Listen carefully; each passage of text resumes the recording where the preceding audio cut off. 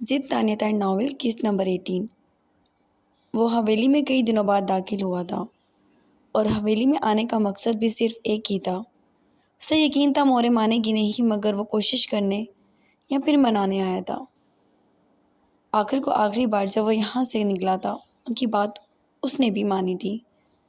وہ کمرے میں داخل ہوا۔ وہ نماز سے ابھی فارغ ہوئی تھی، بختیار کو دیکھ کر مسکرا دی۔ اچانک بختیار کی آنکھوں میں اس رات کا سایہ سا آ گیا۔ وہ تھوڑا چونک گیا۔ وہ جو بھی تھا وہ بہو مورے کی طرح تھا، لیکن یہ وہ کیا سوچ رہا ہے؟ اس نے اپنے ذہن کو جھٹکا اور خود بھی مسکرا کر ان کے نزدیک گیا تو انہوں نے اس کو خوش آمدید کہنے کے لیے اپنے بازو پھیلا لیے۔ وہ ان بازوؤں میں سمایا اور محبت سے ماں کو دیکھنے لگا۔ بس اپنی ضد پر ترسا دیتے ہو اپنی صورت سے، وہ تھوڑا خفگی سے بولی تو وہ مسکرا دیا۔ اب ایسی غلطی نہیں کروں گا، ان کے ہاتھ تھام کر بولا جبکہ وہ مسکرائیں۔ اچھی بات ہے گلاب خان۔ اچانک انہوں نے کسی کو آواز دی اور گلاب خان کمرے میں داخل ہوا۔ اس کے ہاتھ میں پانی کا گلاس تھا۔ بختیار نے گلاب خان کو ہمیشہ سپاٹ ہی دیکھا تھا۔ وہ بختیار خان کو بالکل سپاٹ نظروں سے دیکھتا تھا، گویا اس کے اندر جان ہی نہ ہو، اور بچپن میں تو وہ اسے مراد کے ساتھ مل کر بہت تنگ کرتا تھا۔ بڑے ہونے کے ساتھ ساتھ وہ حویلی سے نکلا تو گلاب خان کی بھی جان چھوٹ گئی۔ وہ اس کی ماں کا خاص ملازم تھا۔ میں ڈیرے پر یہ دم والا پانی بھجوا رہی تھی اور تم یہاں آ گئے۔ اب شاباش، پہلے پانی پیو، اللہ تمہیں لمبی زندگی دے۔ وہ اس کے گھنے بالوں اور شاندار چہرے پہ ہاتھ پھیرتی بولی۔ بختیار ہمیشہ سے ان کی اس بے پناہ محبت کے آگے خود کو کمزور محسوس کرتا تھا، اور اس وقت بھی وہ جو کہنے آیا تھا اس کا ضمیر اسے ٹوک رہا تھا، کیونکہ وہ جانتا تھا مورے اداس ہو جائیں گی۔ گلاب خان نے اس کے آگے پانی پیش کیا اور بختیار نے گلاس ہاتھ میں تھام لیا۔ وہ پانی دے کر جا چکا تھا۔ پیو بیٹے، مورے نے کہا جبکہ بختیار سر ہلا گیا۔ میں آپ سے بہت ضروری بات کرنے آیا ہوں مورے، بلکہ یہ سمجھیں آپ کو ایک بات کے لیے منانے آیا ہوں۔ وہ بولتا ہوا گلاس ایک طرف رکھ گیا اور ان کے دونوں ہاتھ تھام لیے۔ مورے نے ایک نظر گلاس کی جانب دیکھا اور پھر اس کو مسکرا کر دیکھا۔ بتاؤ کیا منوانے آئے ہو؟ وہ بولی۔ بختیار نے کچھ توقف لیا، اس کے چہرے کو پڑھنا چاہ رہی تھی۔ میں درخنے سے شادی کرنا چاہتا ہوں مورے، اور وہ بھی سرعام، کہ اس گاؤں بلکہ آس پاس کے تمام گاؤں والوں کو بھی پتہ چل جائے بختیار خان کی شادی ہوئی ہے درخنے خان سے۔ وہ آہستگی سے بولا، ماں کو ہی دیکھ رہا تھا۔ مورے کی مسکراہٹ تو سمٹ گئی، مگر دیکھ اسی ہی طرح رہی تھی اسے۔ درخنے اکبر خان، انہوں نے جیسے اس کی پوری شناخت یاد دلائی تھی اسے۔ درخنے اکبر خان جو تمہارے باپ کے قاتل کی بیٹی ہے۔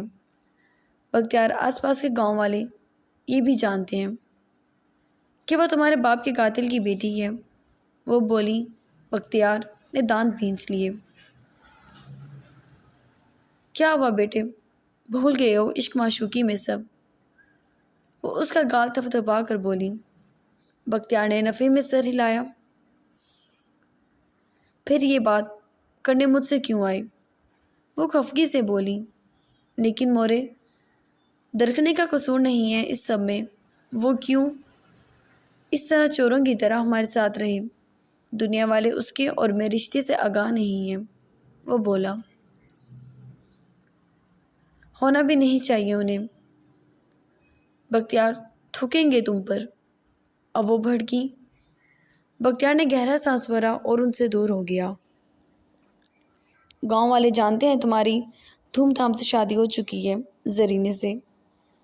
اچھی بات یہ ہے کہ جلد میری حویلی میں میرے پوتا پوتی ہوں گے۔ یہی حقیقت ہے بختیار، تمہارے گاؤں میں اور دنیا میں۔ نکلو تو اسی نام سے جانے اور پہچانے جاؤ گے۔ درکھنے کو جانتا کون ہے؟ وہ ہمارے بیٹے کا شوق ہے جسے پورا کرنے کی اجازت دی تھی میں نے، مگر یہ نہیں کہ تم اسے عزت سے اپناؤ، وہ غصے سے بولی۔ بختیار سر تھام گیا۔ مورے زرینے سے شادی میری مجبوری تھی، آپ لوگوں کا زور اور دباؤ تھا، ورنہ میں کبھی اس آوارہ لڑکے سے شادی نہ کرتا۔ وہ بھڑکا۔ مورے اسے دیکھنے لگی۔ میری حقیقت یہ ہے کہ وہ رک گیا۔ میں درکھنے خان کے علاوہ کسی سے عشق نہیں کرتا، اور میں اسی کے ساتھ رہنا چاہتا ہوں۔ جب مجھے اس کے ساتھ رہنے کی اجازت ہے تو اس کو عزت سے اپنانے کی کیوں نہیں؟ وہ جیرا پہ اترا تھا۔ مورے ہلکا سا مسکرائیں۔ بیٹا سائیں، آپ کے عشق کی نہ مجھے نہ اس گاؤں کو کوئی ضرورت۔ آپ کا عشق آپ کی مجبوری ہے، ہمیں سے کسی کی نہیں۔ ہم لوگ بس اتنا جانتے ہیں، اکبر خان ہمارا دشمن ہے۔ اکبر خان کی بیٹی یہاں آپ کے لیے لائی گئی ہے تاکہ آپ دل بہلا لیں، اس سے زیادہ کچھ نہیں۔ مورے بیوی ہے وہ میری۔ بختیار کو بری لگی تھی ان کی یہ بات۔ وہ بار بار جتا رہی تھی کہ وہ اس کے صرف دل بہلانے کا سامان ہے۔ ہم بہتر جانتے ہیں، ہم نے ہی اجازت دی تھی ان سے نکاح کی آپ کو۔ ہمیں چلا کر یہ مت بتائیں، لیکن مجھ سے یہ فرمائش مت کرو بختیار کہ تم اسے عزت سے اپناؤ۔ وہ قطعی لہجے میں کہہ کر خاموش ہو گئی۔ اور اگر میں اپنی بات پہ قائم رہوں، وہ ماں کے سامنے پہلی بار سر اٹھا رہا تھا، کیونکہ درکھنے کو اپنانا اس کے عشق کی اصل نشانی تھی۔ کیسی محبت تھی اس کی جو سب کے اشاروں پر چل رہی تھی۔ وہ غسیلی نظروں سے اسے دیکھنے لگی۔ تو مجھے اپنی شکل مت دکھائیے گا، یہاں تک کہ میں مر جاؤں تو میری وصیت ہے، بختیار خان میرے جنازے کو چھوئے گا نہیں۔ وہ بولی تو بختیار کو لگا وہ اپنی جگہ پر ساکت رہ گیا ہو۔ اس کی ماں کی نفرت بجا تھی، لیکن وہ بے بسی سے انہیں دیکھ رہا تھا، جبکہ وہ کہہ کر چہرہ موڑ چکی تھیں اس سے۔ مورے وہ ان کے قریب بیٹھ گیا اور ان کا بوڑھا وجود اپنے بازوؤں میں لے لیا، بہت اپنائیت اور عقیدت سے۔ پلیز مورے، آپ نے میری کوئی بات نہیں ٹالی آج تک، یہ بھی مان جائیں۔ یہ ضروری ہے درکھنے اور میں ساتھ کیسے رہ سکتے ہیں جب دنیا یہ جانتی ہی نہیں کہ وہ میرے نکاح میں ہیں۔ بختیار مجھ سے بحث مت کرو، وہ اٹل لہجے میں بولی۔ بختیار لب دبا گیا۔ آپ مان جائیں گی؟ ہلکی سی مسکراہٹ سے وہ بولا تھا۔ قطعی نہیں، وہ غصے سے بولی۔ مان جائیں نا، آپ کو بابا کی قسم مان جائیں، وہ لاڈ سے بولا۔ بختیار مجھے تنگ مت کرو، وہ بھڑکی۔ میں نے تو آپ کو ساری زندگی تنگ کرنا ہے، میں نے آپ کی بات مانی تھی زرینے والی، آپ بھی تو مان سکتی ہیں، وہ بولا، جبکہ مورے نے اس کی جانب دیکھا۔ اس کی آنکھوں میں درکھنے کے سوا کچھ نہیں تھا۔ انہوں نے کچھ توقف لیا، پھر پرسوچ لگی تھی وہ۔ ٹھیک ہے، آہستگی سے بولی۔ بختیار کو لگا اس کی ماں نے ساری خوشیاں اس کی جھولی میں ڈال دی ہوں۔ جوش میں ان کی پیشانی چوم گیا، جبکہ وہ اسے اسپاٹ نظروں سے دیکھ رہی تھی، اور وہ مسکرا دیا تھا۔ لیکن ایک شرط ہے میری، وہ بولی۔ بختیار کی ساری خوشی ہوا ہو گئی۔ وہ ہمیشہ سے اس سے اپنی شرطیں پوری کرواتی آئی تھی۔ وہ سوالیہ نظروں سے ان کی جانب دیکھ رہا تھا۔ درکھنے شادی کے بعد ہمارے ساتھ حویلی میں رہے گی، وہ سکون سے بول کر بختیار کو بے سکون کر گئی تھی۔ وہ حیران رہ گیا۔ آپ جانتی ہیں زرینے کے بارے میں؟ درکھنے کو کچھ نہیں جانتی، وہ آہستگی سے بولا۔ یہ اب تمہارا مسئلہ ہے بختیار، میں تمہاری بات پر راضی ہوئی ہوں تو 100% تمہیں میری بات پہ آنا ہوگا۔ انہوں نے اس کا گال تھپتھپایا اور بختیار متفکر سا انہیں دیکھنے لگا، جبکہ وہ مطمئن تھی۔ وہ کھڑا ہو گیا،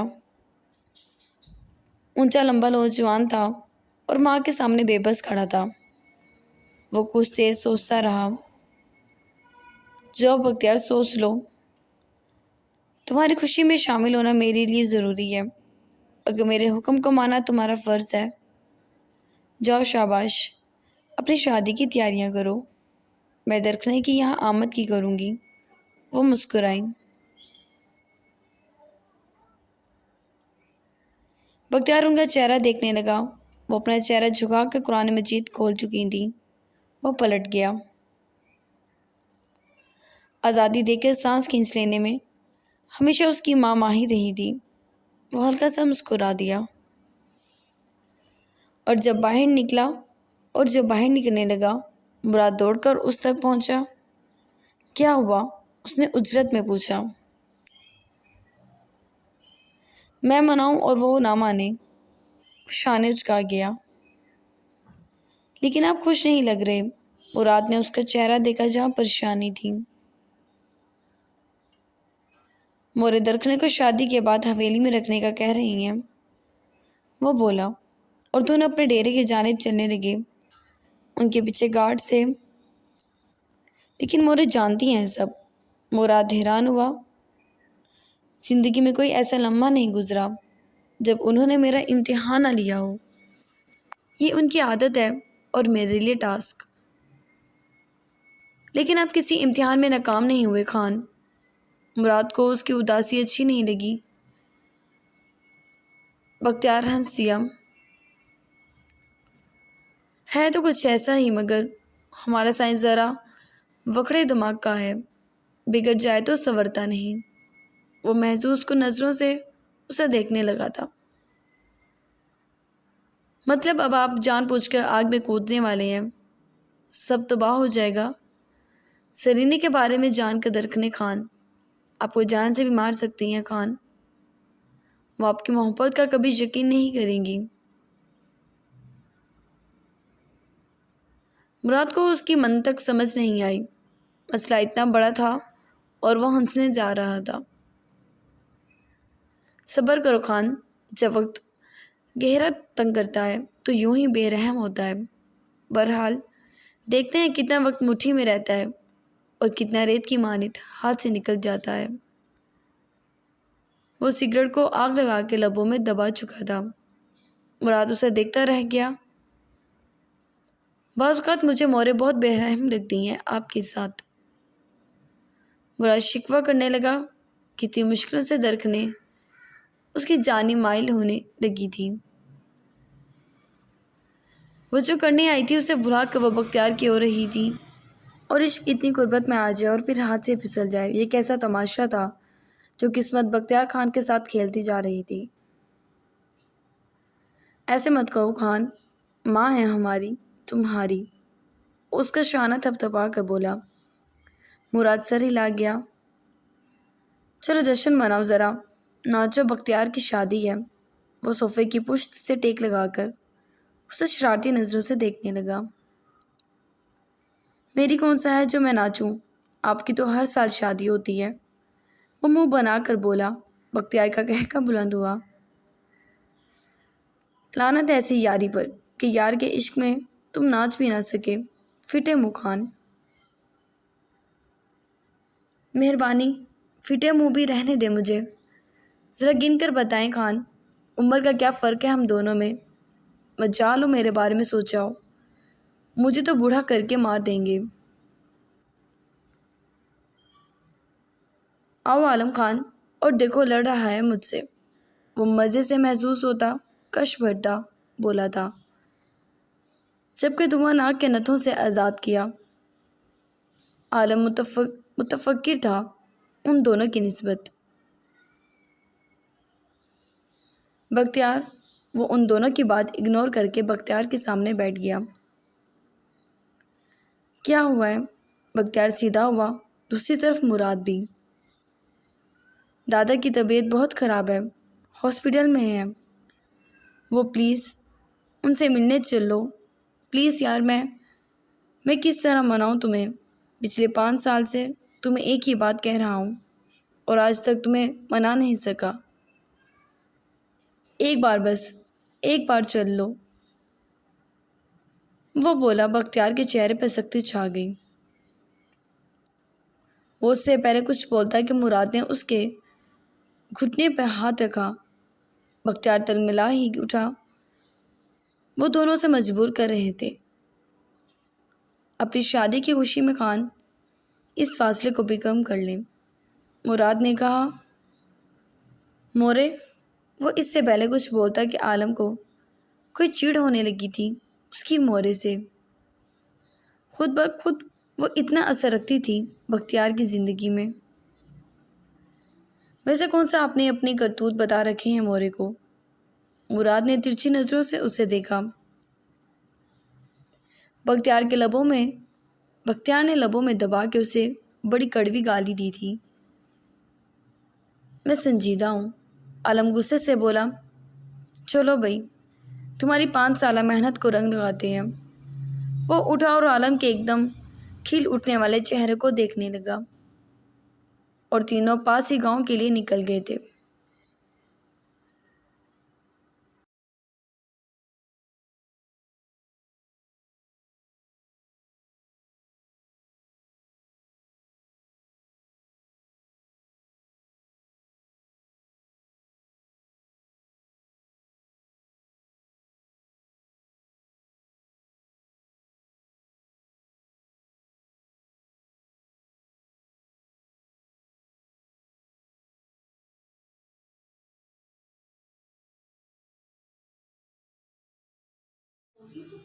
بختیار خان گاؤں میں نہیں ہے۔ موبائل فون پر یہ اطلاع ملتے ہی وہ مسکرا دیا۔ بس تو پھر میں پہنچا ابھی، اس نے کہا اور اپنے بستر سے جست لگا کے اٹھا، اور اجرت میں وہ تیار ہو کے کمرے سے نکلا تھا۔ کہاں جا رہے ہو؟ بلاول نے اس کی اجرت دیکھی تو بولا۔ بلاول خان بھی واپس آ گیا تھا، لیکن کسی نے اسے یہ نہیں بتایا تھا کہ درخنے واپس آ کے دوبارہ بھیج دی گئی ہے۔ وہ درخنے کے غم میں اب بھی پریشان تھا۔ چھپے گول کو بھی اکبر خان نے خود بلا کر اسے روکا تھا کہ وہ کچھ نہیں بولے گی، اور پہلے کبھی وہ کچھ بول سکی تھی۔ گھر میں اس کی حیثیت کچھ بھی نہیں تھی، کیونکہ شادی کے 1 سال بعد بھی وہ بلاول اور اس حویلی کو کوئی بچہ نہیں دے سکی تھی۔ آپ کی بھابھی کو لینے وہ آنکھ مارتا بھاگ کر وہاں سے نکلا تھا۔ انتقام لینے کا دن تھا، وہ خوشگو نہ ہوتا۔ شہریار، بلاول نے پیچھے سے روکا، مگر وہ پھر بھی وہاں سے چلا گیا۔ اکبر خان نے بلاول کی جانب دیکھا۔ یہ کون سی میری بھابھی ہے جسے لینے جا رہا ہے یہ؟ بلاول نے باپ کی جانب دیکھا۔ میری سمجھ سے باہر ہے یہ لڑکا۔ اچھی خاندانی لڑکی لانے کی بجائے بختیار کے گاؤں کی کوئی لڑکی اٹھا کر لا رہا ہے، جس کے ساتھ پہلے سے ہی وہ رک گیا۔ بلاول کا چہرہ سرخ ہو گیا۔ یہ آپ کی ہی تربیت ہے، وہ پھنکارا اور وہاں سے چلا گیا۔ تربیت تو تیری بھی کی تھی، آج تک ایک اولاد تو دے نہ سکا، وہ بھڑک کر چلائے، جبکہ بلاول ضبط کرتا وہاں سے جا چکا تھا۔ بابا جان دوائی لے لیں، مدھم آواز پر اس بوڑھے بے بس باپ نے اپنی بیٹی کو دیکھا، جو روز بروز گل گل کر مر رہی تھی اپنے اندر ہی، اور دوا دینے اسے آئی تھی۔ اس کی ماں کا بھی یہی حال تھا جب سے عروج گھر لوٹی تھی۔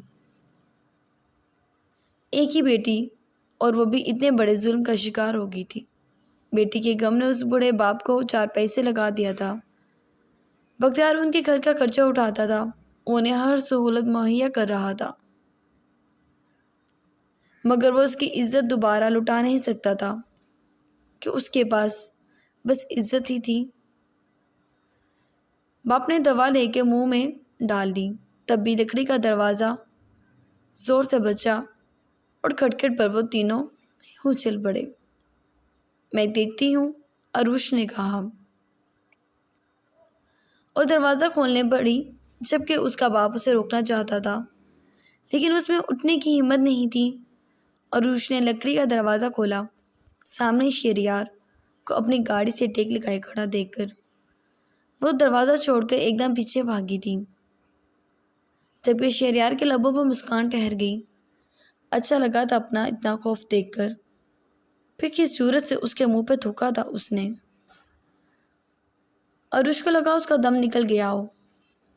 وہ پیچھے قدم اٹھانے لگی اور شہریار اس کی جانب قدم اٹھا رہا تھا۔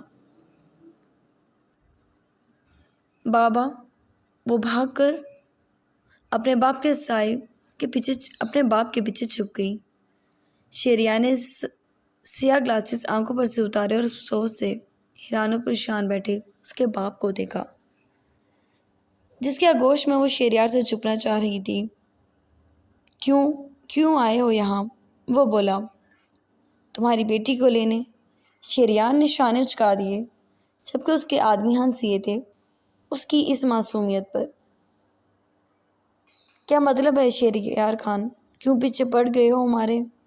وہ بوڑھا رونے لگا، جبکہ شہریار نے منہ بنا لیا۔ دیکھو، زیادہ وقت نہیں ہے میرے پاس رونا دھونا اپنے بختیار خان کے سامنے کرنا۔ فی الحال تو اپنی بیٹی کو میرے حوالے کر دو، اس نے کہا، جبکہ عروش باپ کو سختی سے جگڑ چکی تھی۔ نہیں بابا، نہیں، میں نہیں جاؤں گی۔ بابا مجھے بچا لیں۔ وہ سسک اٹھی۔ وہ بوڑھا باپ کیا کر سکتا تھا؟ تبھی اس کی ماں بھی آ گئی اور شہریار کو اس سے پہلے کسی ڈنڈے سے مار دی۔ اس کے آدمیوں نے اسے جگڑ لیا۔ اس کی ماں کی چیخیں نکل گئی تھیں۔ اس کے آدمی نے اس بوڑھی عورت کے منہ پہ تھپڑ دے مارا تھا، جبکہ عروش بےتاب ہوتی باپ کے سائے سے نکل گئی۔ صاحب مت مارے میری ماں کو۔ وہ ماں کے پاس بھاگی اور دوسری طرف آدمی نے باپ کو مارنا شروع کر دیا۔ شہریار اس کی بے بسی کو سکون سے دیکھ رہا تھا اور ایک دم اس کے قدموں میں گری۔ میرے ماں باپ کو چھوڑ دو، میں آپ کے ساتھ چلوں گی صاحب، میرے باپ کو چھوڑ دو۔ شہریار نے ہاتھ بلند کیا اور سکون سے مسکرایا۔ پہلے کہہ دیتی، مجھے اچھا نہیں لگا ان دونوں کو پٹوا کر۔ وہ اسے کھڑے ہونے کا اشارہ کرتا بولا۔ عروش روتی ہوئی کھڑی ہو گئی۔ عروش ہچکیوں سے رونے لگی، جبکہ شہریار اسے اگنور کر کے چارپائی پہ بیٹھ گیا اس کے باپ کے پاس۔